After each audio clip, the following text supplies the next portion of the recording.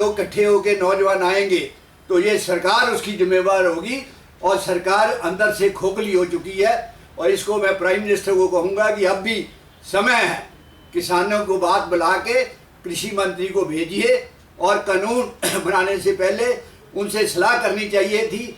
अभी भी आप सलाह करके इस कानूनों को रद्द करिए, नए कानून के लिए उनके जो यूनियन है उनसे बैठ के बात करके उसको करिए। और रेल के अंदर भी देश की जनता के लिए जो एक किनारे से दूसरे किनारे तक जाना चाहती है, सफ़र करना चाहती है, तमाम गाड़ियों को रिस्टोर किया जाए। सर, जिस तरीके से 7 दौर की जो वार्ता हुई है और उसमें अमित शाह बार बार ये कहते हैं भाई हम इस बिल को वापस नहीं करेंगे। देखिए, अमित शाह अपनी सोच है, वो तानाशाही वाला बात है। इस तानाशाही नहीं होनी चाहिए। अगर गलत है तो उसको वापस लेना चाहिए।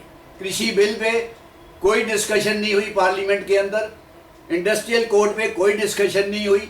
आपका बहुमत है तो आप लोकतंत्र का जो है गला काटेंगे, आपने गला काटा है। अमित शाह का ये तानाशाह रवैया बिल्कुल गलत है, और उसको वापस लेके दोबारा से उसको बनाइए, उनको भेजिए, ड्राफ्ट भेजिए, फिर उसके ऊपर उसका फैसला करिए। सर, सांसद भी इस तरीके के बयान दे रहे हैं कि अगर ये आंदोलन से नहीं हटे और ये बॉर्डरों से नहीं हटे तो इनको जेल में बंद कर दो। प्रियंका ठाकुर सीधे सीधे स्टेटमेंट दे रही हैं।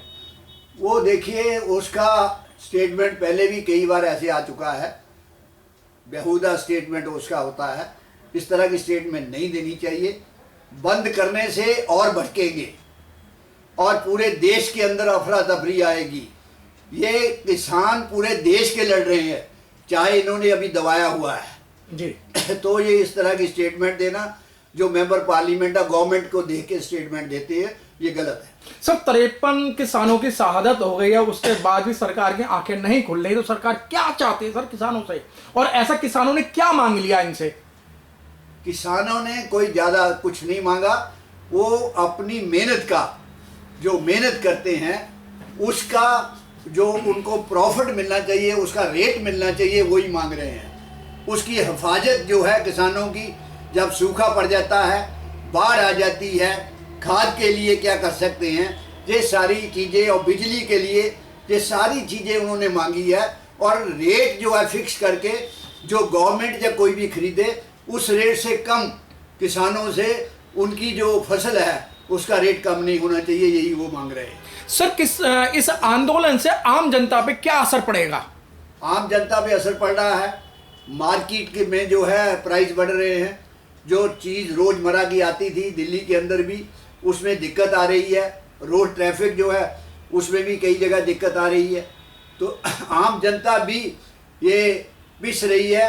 हो सकता है कि इस तरह का अगर और लंबा होगा, आम जनता ही उनके साथ मिल जाएगी, जाके मिलेगी, ताकि इस गवर्नमेंट को हराने के लिए ये यही तरीका है। क्योंकि अभी आम जनता ने हर तरह की किसानों को आंदोलन में अपनी सहायता की है और कर भी रहे। सर, अभी किसान आंदोलन ने होके एक ही जन आंदोलन हो गया और सभी लोग समर्थन दे रहे हैं, जैसे कि आपने भी समर्थन दिया और BSNL ने भी समर्थन दिया और जो दूसरे संगठन है वो भी समर्थन दे रहे हैं। अभी किसानों की जगह जन आंदोलन हो गया है सर। तो जन आंदोलन और बढ़ेगा जहाँ जहाँ, ये सब जगह। व्यापारी खुश नहीं है, वर्किंग क्लास खुश नहीं है, इस देश के अंदर किसान जो है वो खुश नहीं है। तो एक ऐसा देश के अंदर माहौल क्रिएट हो रहा है जिसके लिए गवर्नमेंट का कोई राइट नहीं है कि इस तरह की अफरा तफरी पर लाने का। सर, चलते चलते आपको लाखों लोग देख रहे हैं, उन लोगों को क्या संदेश देना चाहते हैं कि जो इस समय जो पूरे देश के अंदर अफरा तफरी मच रही है?